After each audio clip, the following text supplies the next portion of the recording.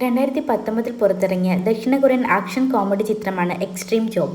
മണ്ടത്തരങ്ങൾ മാത്രം കൂടെപ്പിറപ്പായ 5 പോലീസുകാർ ഒരു മയക്കുമരുന്ന് മാഫിയയെ പിടിക്കാൻ പോയാൽ എങ്ങനെയുണ്ടാകും? പൊതുവെ നമ്മൾ കണ്ടുവരുന്നത് പോലീസിന്റെ കയ്യിൽ നിന്ന് രക്ഷപ്പെടുന്ന വില്ലൻ മുന്നിൽ കണ്ട വാഹനത്തെ നിർത്തി അതിലെ ഡ്രൈവറെ വലിച്ചിട്ട് വാഹനം എടുത്തു പോകുന്നതാണ്.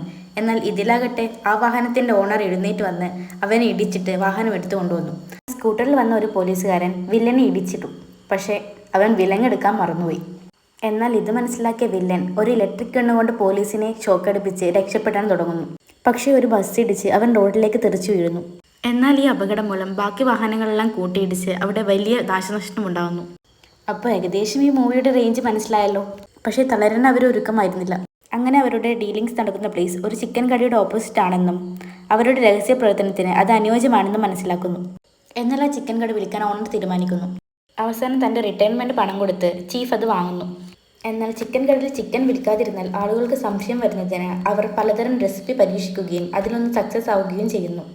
ആ റെസിപ്പി കസ്റ്റമേഴ്സിനിടയിൽ ക്ലിക്കാവുകയും ആ കട പോപ്പുലർ ആവുകയും ചെയ്യുന്നു. അങ്ങനെ മയക്കുമരുന്ന് മാഫിയയെ പിടിക്കാൻ വന്ന പോലീസുകാർ പോപ്പുലറായ ചിക്കൻ കടയുടെ ഓണേഴ്സായി മാറുന്നു.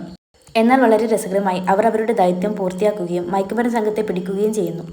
പൊട്ടിച്ചിരിപ്പിക്കാൻ ഒരുപാട് രംഗങ്ങളുണ്ടെങ്കിലും എനിക്ക് ഏറ്റവും ഇഷ്ടപ്പെട്ട ക്ലൈമാക്സിലെ ഫൈറ്റ് സീനാണ്.